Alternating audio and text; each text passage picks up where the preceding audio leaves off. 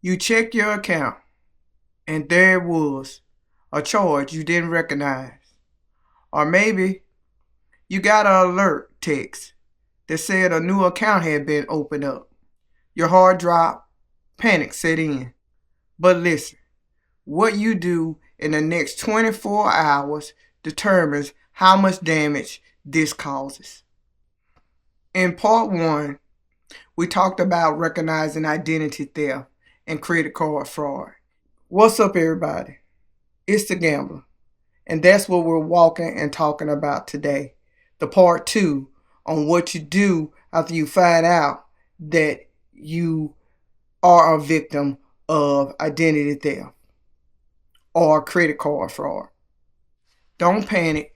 Just move smarter. Let's get into it. You can get it worked out. And I'm going to do my best to help you from my experiences of dealing with identity theft and credit card fraud. So we just walk and talk about it. Now, you notice I'm not walking, but I am talking. And the reason I'm not walking is it is so windy outside. There was just no way I could shoot outside from the wind. So we're going to do this inside. And there's an urgency for this video. Just like it was an urgency for the first video, there's an urgency for this video. Because this video is addressing that somebody have defrauded you, have stolen your identity, or created credit card fraud. Okay, let's get into it. So now you discover fraud. Now what? What do you do? Tony, what did I do? What is going on? That's what you're saying right now. I don't know. I don't know what you're saying right now. Whatever it is, it's not good. The situation is not good. It just isn't. But let's step through real quick here of things that you can do right now within this next 24 to 48 hours. Well, first of all, mainly contact the credit card or bank that you got the information from or that you think the fraud happened on. You after contacting them, then I would suggest contacting the other bank vendors and credit card vendors to make sure no activity are on those accounts. So that's the first thing that I would say do, number one. The next thing I would say is to log on and get access to your credit bureaus. Remember, I gave you all three of them. One is TransUnion. The second one is Experian. And the third one is Equifax.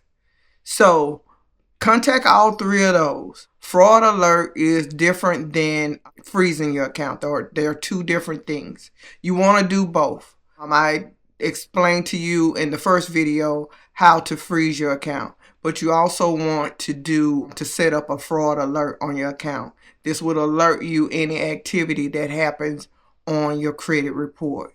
So you want to do that with all three of your credit bureaus.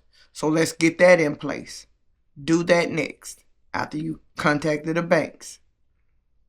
Okay, that's the second thing that you do. Okay, let me back up a little bit.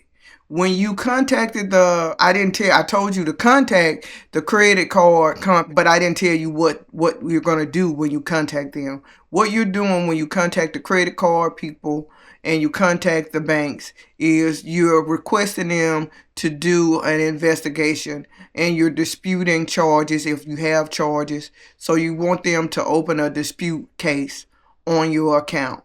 That's what you're requesting the banks to do or the credit card company to do when you contact them. I'm sorry if I didn't mention that to you, but that's what you want to do. And you also want them, if it's a credit card, you want to request a new credit card be issued to you and to close that existing one. You may have to close that bank account. I don't know what that status would be, but the bank will instruct you on what steps you need to take as far as for that bank account if the bank account has been compromised. So now the third thing you're going to do is, now that you got the freeze on your credit reports and you've got the fraud alert set on your credit reports, now you need to pull all three of your credit reports. Pull those credit reports, because now you need to see what activity, if any, or what have changed on those credit reports. So you need to get all three of those credit reports. Now, if you haven't done it before, most credit reports, the first annual report is free, so you may not have to pay for it. For most cases, you get a free report once a year, so you may not have to pay for it. So in order to get a free credit report from each one of the bureaus, you can go to annualcreditreport.com, and you should be able to get a free credit report from there. That's generally, they'll give you one per year. So if you haven't gotten one, then you can do it that way. Or if you want a full credit report with the credit score and everything, I think you can order it and pay for it. But anyway, whether it's free or you got to pay for it, this is a serious situation. Whatever you need to do to get those credit reports, you need to get them. It's as simple as that. So either you can get it free, or if you can't get it free, pay for it. How much ever you need to pay for it, pay for it.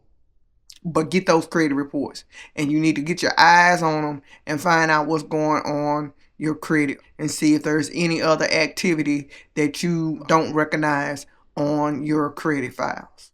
Okay, the next thing you need to do is your email accounts. You need to go and change your passwords immediately on all of your email accounts. This email is your most sensitive area of where they can attack you, and it's the most critical area, because it's like the epicenter to everything. If they get in your email account, they can get into everything. They can control everything. So this step is very, very, very important. You need to go and change your passwords on all your email accounts. Not just the one that you think might be compromised, but any email account that you got, go and change them. And do not change the password to be the same for all of the accounts. Every email account that you have, this is a normal practice that you should just be doing just on a regular basis. Your email password needs to be different for every email account that you have. And it does not need to be something simple. You need to use whatever requirements that like a bank or somebody may require you to set up your password, where you've got special characters in your password. You got to have a number. You got to have uppercase letters and lowercase letters, and not using words, common words in your password. You've got to make that password complex and at least longer than 8 characters. You got to make a good password to your email accounts. So go and do that. Change your password on all of your email accounts. So on any account where you can, email or credit account, any account that you have, turn on your two-factor authentication. What two-factor authentication is like, for example, when you get a text and they text you a code and they tell you to give them that code back, that's two-factor authentication. You need to have that set up wherever you can on any of your accounts. So go ahead and then get that set up on all accounts that you can. This one depends on the state of the fraud or the identity theft. I would say do it anyway. It cannot hurt anything, because you don't know what level this identity theft was. You don't know how extensive it was or what all they have done. So you can go and you can file a report at the Federal Trade Commission, the FTC, for identity theft. You can go and get that file started. I don't have that information right now in front of me as far as where to go, like the URL. But if you Google Federal Trade Commission and filing a report on identity theft, it should come up and give you the location and the steps of how to do that. But that's another thing that you want to do is file a identity theft report with the Federal Trade Commission. Now, depending on the level of the theft, once again, and if the bank may be requiring it, you may need to file a police report. If you need to file a police report, go to your closest, nearest police department near you and say basically that you've been a victim of identity theft, or you can call them as well. I don't know if you have to physically go, but you can call. One time I called, but depending on the precinct or how your police department is set up, you need to file a police report with them and say that you are a victim of identity theft or credit card fraud. Now, what's going to also be important, and I don't know if I mentioned this in the first video, but write down everything. Anybody that you call and talk to, write down notes about what time you called them, what date you called them, who was the person's name that you talked to. Start keeping a record of everything that you do. Everybody you talk to, dates and times, and what y'all talked about. Start keeping a log of that. This may come up and be very important. Also, it'll allow you to help you keep track of who you have called and who you haven't called. So it sort of help keep your checklist. And then also, if you're filing police report and they need more details, you'll have that information to give them as well. So write down all that activity. So these are the main things that you need to do right now within the first 24 or 48 hours. So I'm not saying, and I don't want this to confuse you, that okay, well, it looks like they did this 2 weeks ago or they did this last month. No, the 24, 48 hours is not when they actually did the fraud or when the fraud activity happened. It's the 24 hours after you found out about the fraud. Okay? I just want to make sure I'm clear on that you guys got that 24, 48 hour window after you find out about it. Then you get on it. If you want the printable recovery checklist, comment checklist below and I'll send it to you. In part 1, remember I mentioned to you guys that I'm going through this right now. And so I'm going to give you a little update on what's going on right now with my identity theft and credit card fraud case I got going on. Right now, with the grace of God, they have a suspect in custody. Can you believe it? They finally found somebody. They finally caught one of them. Be on the lookout for that video or whenever it is when they convict their ass. Because I'm going to give y'all the details blow by blow.